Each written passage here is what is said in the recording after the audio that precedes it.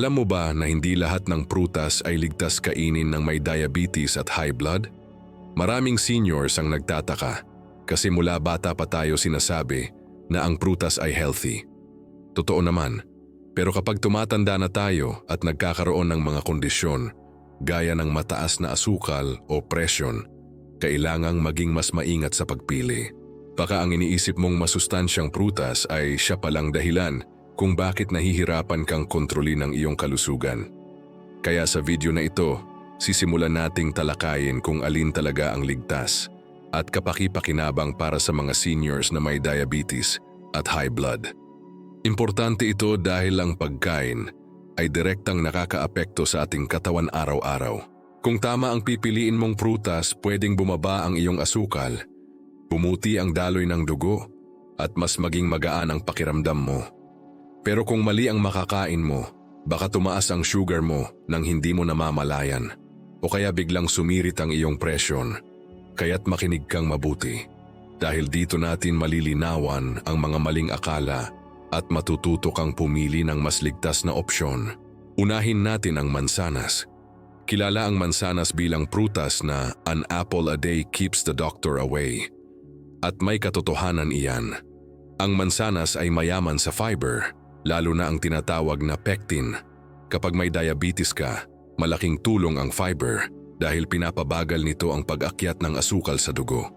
Hindi ka biglang tataasan ng blood sugar, kaya mas stable ang pakiramdam mo. Para sa may high blood naman, ang mansanas ay may potassium at polyphenols na nakatutulong sa pag-relax ng blood vessels. Pero tandaan, huwag sobra.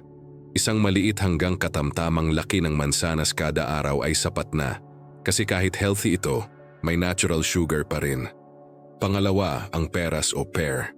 Hindi ito kasing sikat ng mansanas dito sa atin, pero isa rin itong maganda para sa seniors. Yung peras ay mataas din sa fiber at mababa sa glycemic index. Ibig sabihin, hindi ito agad nagpapataas ng asukal sa dugo. Magandang ipalit ito sa matatamis na dessert, lalo na kung hinahanap-hanap mo ang matamis pero gusto mong ligtas. Kapag may high blood ka, ang tubig at fiber sa peras ay nakatutulong din sa digestion at sa paglabas ng sobrang asin sa katawan na nakakaapekto sa presyon. Pangatlo, ang bayabas. Isa itong prutas na madalas nating makita at mura lang, pero huwag mo itong maliitin. Ang bayabas ay napakataas sa vitamin C, mas mataas pa sa orange. Para sa seniors, malaking tulong ito dahil pinapalakas nito ang immune system at tinutulungan din ang blood vessels. May mga pag-aaral na nagpapakita na ang regular na pagkain ng bayabas ay nakakatulong sa pagbaba ng blood sugar level. Pero dapat kumain nito ng may balat dahil doon nakapaloob ang maraming fiber. Ang bayabas ay natural na mura at madaling hanapin, kaya swak ito para sa pang-araw-araw. Mahalagang tandaan na hindi lahat ng prutas ay ligtas para sa seniors na may diabetes at high blood. Halimbawa, ang ubas at mangga ay masyadong mataas sa natural sugar. Oo, masarap sila at may nutrients din, pero kapag hindi mo binantayan ng dami, pwedeng magdulot ng biglang pagtaas ng asukal. Kaya mas mainam na piliin muna ang mga prutas na may mababang glycemic index tulad ng mansanas, peras at bayabas. Isipin mo na parang paglalakad iyan. Kung pipiliin mong maglakad sa tamang daan, makakarating ka ng ligtas at hindi ka mahihirapan. Pero kung mali ang dinadaanan mo, baka mapagod ka agad o kaya masaktan. Ganon din sa pagkain ng prutas. Ang tamang pagpili ay makakatulong sa'yo para manatiling malusog kahit may edad ka na. Kung napapansin mo na mabilis kang hingalin o madaling mapagod kapag mataas ang sugar o blood pressure mo, tandaan mo na simpleng pagbabago lang sa prutas na kinakain mo ay pwedeng magbigay ng malaking ginhawa. Ang tamang prutas ay parang natural na gamot na hindi mo kailangang bilhin sa botika, kundi makukuha mo lang sa palengke o kahit sa bakuran. At bago tayo lumipat sa susunod na bahagi, isipin mo ito. Hindi kailangan ng mamahaling prutas para maging malusog. Minsan, ang simpleng bayabas na galing lang sa kapitbahay ay mas nakakatulong kaysa imported na prutas na mahal at puno ng sugar. Kaya sa part 2 ng ating video, pag-uusapan naman natin ang iba pang prutas na maaaring hindi mo madalas kinakain pero malaking tulong para sa diabetes at high blood. Kung nanonood ka pa hanggang ngayon, ibig sabihin interesado ka talaga sa kalusugan mo. Kaya gusto kong marinig mula sa'yo. Comment 1 kung andito ka pa. Kung kanina napag-usapan natin ang mansanas, peras at bayabas, ngayon naman ay tingnan natin ang ilan pang prutas na madalas mong makita at abot kaya. Pero laging tanong ng marami, safe ba ito para sa may diabetes at high blood? Maraming seniors ang naguguluhan lalo na kapag nasa palengke o grocery. Ang dami kasing pagpipilian at minsan sinasabi ng kapitbahay na maganda ito sa kalusugan, pero hindi naman malinaw kung totoo. Kaya sisimulan natin ang paglilinaw ngayon. Isa sa pinakapopular na prutas dito sa atin ay ang saging, lalo na ang lakatan o latundan. Pero naririnig natin madalas na bawal daw ito sa may diabetes dahil mataas sa sugar. Ang totoo, depende ito sa dami at sa uri. Ang saging ay may potassium na napakabuti para sa puso at blood pressure. Pero sa diabetes, kailangan mong bantayan ang dami. Kung isang maliit na piraso lang ang kakainin mo at isasama mo sa almusal kasama ng pandesal at itlog, mas okay kaysa kumain ng 3 malalaking saging sa isang upuan. Ang sikreto ay nasa moderation. May mga doktor pa na ngang nagsasabi na mas mabuti ang saba dahil mas mataas ang resistant starch nito na nakakatulong pababain ang sugar response. Kaya kung gusto mo talagang kumain ng saging, piliin ang tamang uri at limitahan ang dami. Sunod ay papaya. Marami sa ating mga lolo't lola ang naglalagay nito sa hapagkainan bilang panghimagas o kahit almusal. Maganda ang papaya dahil mataas ito sa fiber at mababa ang glycemic index. Hindi nito agad pinapataas ang blood sugar mo at bukod pa roon, may taglay itong vitamin A na nakakatulong para sa malinaw na paningin. Para sa may high blood, ang papaya ay nakatutulong sa digestion at sa paglilinis ng bituka, na mahalaga para maging regular ang pagdumi at hindi maipon ang toxins sa katawan. Ang simpleng paglalagay ng papaya sa umaga ay parang pagbibigay ng regalo sa iyong tiyan at puso. Ngayon, pag-usapan natin ang pakwan. Sino ba naman ang hindi mahilig sa malamig na pakwan, lalo na kapag tag-init? Pero marami ring seniors ang takot dito dahil daw masyado itong matamis. Ang totoo, oo, may natural sugar ang pakwan, pero mataas din ang tubig nito. Dahil sa sobrang dami ng tubig, bumababa ang glycemic load. Ibig sabihin, kahit medyo matamis ito sa lasa, hindi agad sumisirit ang asukal sa dugo kung kainin ng tama ang dami. Isang maliit na hiwa lang, hindi kalahating pakwan, ay pwede at ligtas para sa may diabetes. Para naman sa may high blood, ang hydration na dulot ng pakwan ay nakatutulong para manatiling maayos ang daloy ng dugo at hindi maging masyadong malapot. Ang malamig na pakwan sa hapon ay hindi lang pampreskong kain, kundi isa ring ligtas na pampalusog kung alam mong tama ang dami. Isa pa sa madalas makitang prutas ay dalandan. Kung kumpara sa orange, mas mababa ang sugar content nito at napakayaman sa vitamin C.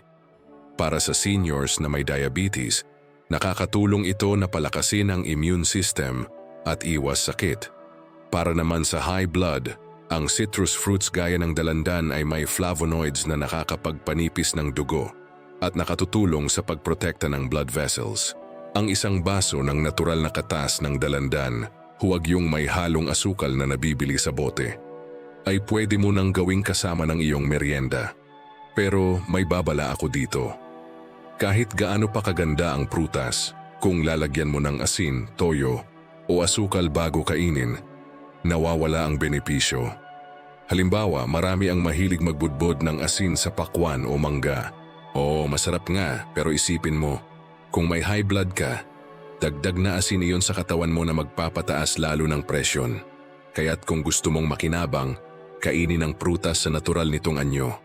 Kung iisipin mo, ang pagkain ng prutas ay parang pamumuhay din. Hindi mo kailangan ng sobra, hindi mo kailangan ng mahal, at hindi mo kailangan ng komplikado. Ang mahalaga ay balansing dami, tamang oras, at natural na paraan. Sa simpleng pagdagdag ng papaya sa almusal o maliit na hiwa ng pakwan sa hapon, nagagawa mong tulungan ang katawan mong labanan ng diabetes at high blood nang hindi ginagastos ang lahat ng pensyon mo. Isa pang magandang gawin ay pagsamahin ang prutas sa ibang pagkain para mas mabalanse ang epekto. Halimbawa, kung kakain ka ng saging, sabayan mo ito ng mani o itlog para bumagal ang pag-akyat ng asukal. Kung papaya naman, magandang kasama ito sa uwats o lugaw para mas mabusog ka at hindi ka madaling magutom. Para sa mga seniors, mahalaga ang ganitong kombinasyon dahil mas matagal kang may lakas at hindi biglang hihina. Kaya bago tayo lumipat sa susunod na bahagi, gusto kong isipin mo ito. Sa bawat kagat ng tamang prutas, binibigyan mo ang iyong sarili ng dagdag na oras at dagdag na lakas para makasama pa ang pamilya mo. Ang prutas ay hindi lang pagkain, kundi paalala na pwede tayong manatiling malakas kahit may edad na basta alam nating piliin ng tama.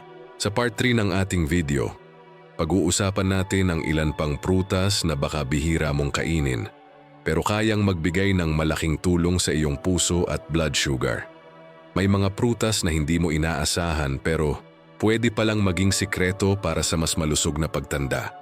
Kung nanonood ka pa hanggang ngayon, ibig sabihin seryoso ka sa kalusugan mo. Comment 2 para malaman kung kasama pa rin kita. Kung sa part 2 ay tinutukan natin ang saging, papaya, pakwan at dalandan. Ngayon naman ay dadalhin kita sa ilan pang prutas na baka hindi mo madalas iniisip, pero pwedeng maging mahalagang kasama sa iyong diet. Tandaan mo, bawat kagat ng tamang prutas ay parang dagdag na proteksyon laban sa sakit at dagdag na lakas para makasama pa ang pamilya mo. Simulan natin sa avocado. Maraming seniors ang nag-aalangan dito dahil mataas daw sa taba. Totoo, pero ang taba ng avocado ay tinatawag na healthy fats o monounsaturated fats. Ito ang uri ng taba na nakakatulong magpababa ng bad cholesterol at nakakatulong sa puso. Para sa may diabetes, maganda ang avocado dahil halos walang sugar content ito at mataas pa sa fiber. Kaya hindi ito nagpapataas ng blood sugar. Bagkus tumutulong pa itong gawing mas stable ang iyong energy. Pwede mo itong kainin sa tinapay, gawing panghimagas, o kahit kainin ng as-is na may konting kalamansi. Kung may high blood ka, malaking tulong ang avocado dahil tumutulong itong i-relax ang blood vessels at pababain ang presyon. Sunod ay ang dragon fruit. Medyo bago ito sa karamihan at hindi kasing mura ng ibang prutas, pero magandang paminsan-minsang alternatibo. Ang dragon fruit ay mayaman sa antioxidants at mababa rin ang sugar. May fiber ito na nakakatulong sa digestion at sa pag-regulate ng blood sugar. Para sa may high blood, nakakatulong ang antioxidants para hindi madaling masira ang blood vessels. Ang kulay nito na matingkad ay tanda ng nutrients na panlaban sa free radicals. Kung nakakita ka nito sa palengke, kahit paminsan-minsan ay subukan mong isama sa iyong diet. Ngayon, pag-usapan natin ang pomelo. Para itong malaking grapefruit na matamis-tamis at maasim. Maganda ito dahil mataas sa vitamin C at fiber at mababa ang glycemic index. Para sa seniors na may diabetes, hindi agad tumataas ang blood sugar kapag kumain ka nito. Para naman sa may high blood, ang potassium at vitamin C nito ay nakakatulong magpalakas ng puso at protektahan laban sa stroke. Ngunit tandaan kung umiinom ka ng gamot para sa high blood o cholesterol gaya ng statins, magtanong muna sa doktor dahil may mga gamot na hindi dapat sabayan ng citrus fruits tulad ng pomelo. Isa pa sa underrated na prutas ay ang chico. Madalas itong matamis at parang dessert, pero kung kakainin ng tama ang dami, pwede pa rin ito para sa seniors. Mayroon itong iron at calcium na nakakatulong sa buto at dugo. Para sa may diabetes, siguraduhin lang na maliit na portion at hindi araw-araw dahil mas mataas ang sugar content nito kumpara sa bayabas o peras. Para naman sa may high blood, magandang kainin ito kasama ng prutas na mataas sa fiber para mas maging balanced ang epekto. At syempre, hindi mawawala ang kamote o sweet potato. Oo, technically hindi ito prutas kundi root crop, pero madalas ikinukumpara sa prutas dahil sa tamis nito. Para sa seniors, lalo na sa may diabetes, ang kamote ay mas magandang alternatibo kaysa sa puting kanin. Mababa ang glycemic index at mataas sa fiber at vitamins. Maraming matatanda ang nakakapagsabi na mas magaan sa pakiramdam kapag kamote ang kinain kaysa kanin. Para sa may high blood, dahil sa potassium at magnesium nito, nakakatulong din itong i-regulate ang presyon. Kaya't kung naghahanap ka ng alternatibong masustansya, huwag mong kalimutan ang kamote. Ang tanong ngayon, paano mo isasama ang lahat ng prutas na ito sa araw-araw na hindi nakaka-boring at hindi rin sobra sa dami? Simple lang. Gawin mong parte ng routine ang prutas. Halimbawa, maglagay ka ng papaya sa umaga, mansana sa tanghali at avocado sa hapon. Hindi kailangang marami sa isang kainan, kundi paunti-unti pero regular. Sa ganitong paraan, hindi tataas ang asukal mo bigla at mabibigyan mo ng steady na lakas ang katawan mo. Alalahanin mo rin na bawat senior ay may sariling pangangailangan. Ang prutas na pwede sa isa, baka hindi ganoon ka pwede sa iba, lalo na kung may iba pang karamdaman. Kaya mahalaga na kilalanin mo ang sarili mong katawan at obserbahan kung ano ang epekto ng bawat prutas sa iyo. Kung napapansin mong kapag kumain ka ng pakwan, ay biglang sumisipa ang asukal mo, bawasan mo ang dami. Kung naman pakiramdam mo ay mas magaan ang tiyan mo kapag avocado ang kinain, gawin mo itong regular. Mahalaga ring isipin na ang prutas ay hindi milagro. Hindi ito solong solusyon para sa diabetes o high blood. Parte lamang ito ng kabuuang healthy lifestyle. Kasama dapat nito ang tamang tulog, ehersisyo, at iwas sa labis na alat at matatamis. Ang prutas ay parang kasama mo lang sa laban, tumutulong.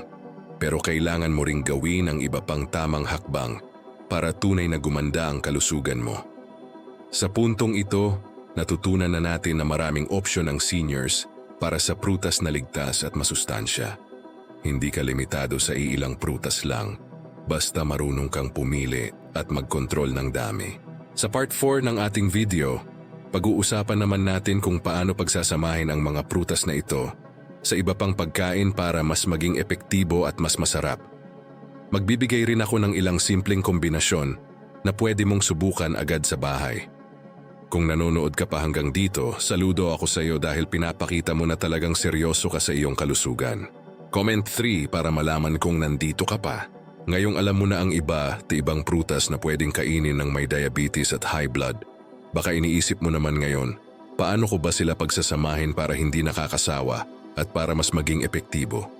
Tama iyan, dahil hindi lang sapat na alam mo kung ano ang ligtas. Kailangan mo ring malaman kung paano ito isasama sa iyong araw-araw na pagkain. Unahin natin ang simpleng kombinasyon sa almusal. Kung mahilig ka sa lugaw o oatmeal sa umaga, magandang idagdag ang papaya o saging na saba. Bakit? Dahil ang fiber sa prutas na ito ay makakatulong pabagalin ang pag-akyat ng asukal mula sa lugaw o oats. Kung mahilig ka namang kumain ng pandesal, pwede kang maglagay ng avocado spread sa halip na palaman na matatamis o matataba. Hindi lang masustansya, kundi mas magaan din sa puso at asukal mo. Para naman sa tanghalian, marami sa atin ang sanay na pagkatapos kumain ng kanin at ulam, naghahanap agad ng panghimagas. Sa halip na soft drinks o matamis na dessert, bakit hindi maghiwa ng peras o bayabas? Mura na, masustansya pa. Kung gusto mo ng mas refreshing, maglagay ng ilang pirasong dalandan o pomelo. Tandaan mo, hindi kailangan ng malaking serving. Maliit na hiwa lang ay sapat na para makumpleto ang iyong meal. Sa merienda, dito pumapasok ang pakwan o chiko. Imbes na maghanap ng matatamis na biskwit o turon na prito sa mantika, kumuha ka na lang ng hiwa ng pakwan o maliit na portion ng chiko. Mapapansin mo, mas busog ka na at hindi ka nag-crave ng kung ano-ano pa. Para sa mga senior na mabilis magutom, maganda ring ipares ang prutas sa mani o butong pakwan para mas tumagal ang kabusugan. Sa hapunan, pwede mo pa ring isama ang prutas, pero piliin ang mas magaan.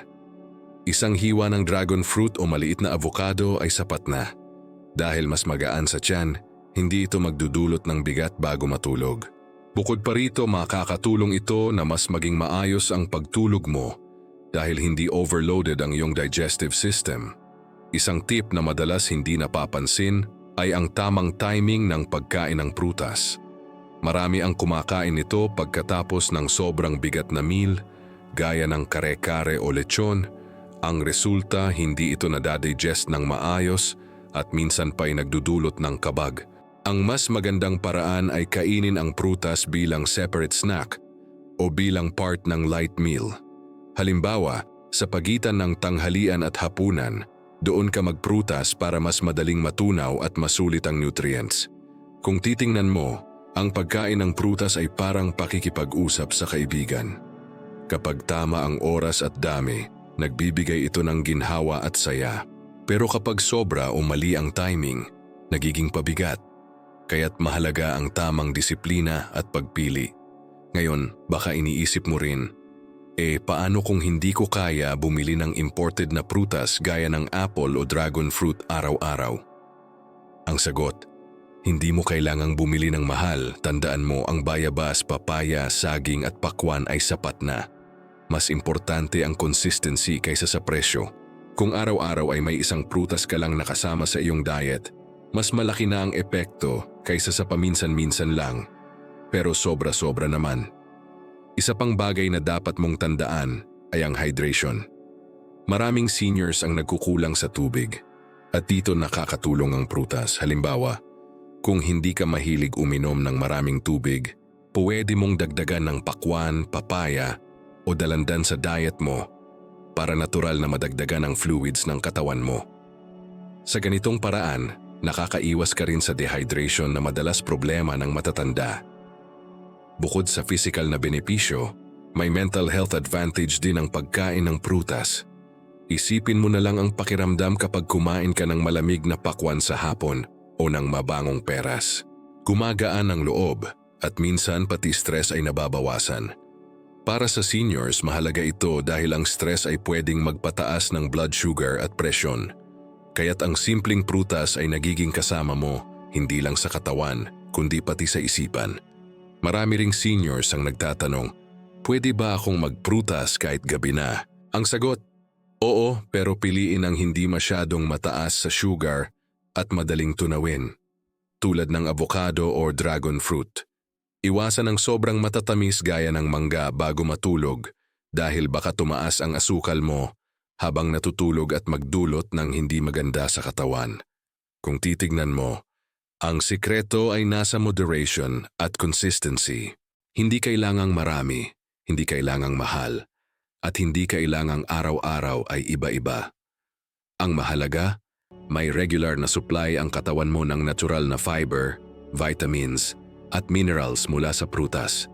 Kaya bago tayo tumungo sa part 5, isipin mo muna ito. Bawat simpleng kagat ng prutas na pinili mong tama ay parang dagdag na hakbang patungo sa mas mahabang buhay. Hindi ito tungkol sa pagbibilang ng taon, kundi sa kalidad ng bawat araw na nararanasan mo. Ang bawat tamang prutas ay paalala na kahit may edad ka na, may magagawa ka pa para protektahan ang sarili mo at maging masaya kasama ang pamilya.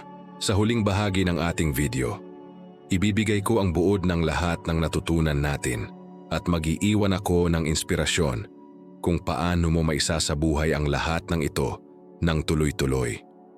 Doon mo mararamdaman na simple lang pala ang sikreto sa healthy aging, basta may disiplina at tamang kaalaman.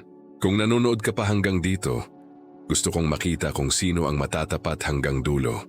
Comment 4 kung kasama pa rin kita. Ngayon ay nasa huling bahagi na tayo ng ating pag-uusap. Mula sa mansanas at peras, hanggang sa papaya, pakwan, avocado, at iba pa. Napansin mo sigurong hindi pala limitado ang mga seniors pagdating sa prutas na pwedeng kainin. Ang mahalaga ay ang tamang pagpili, tamang oras at tamang dami.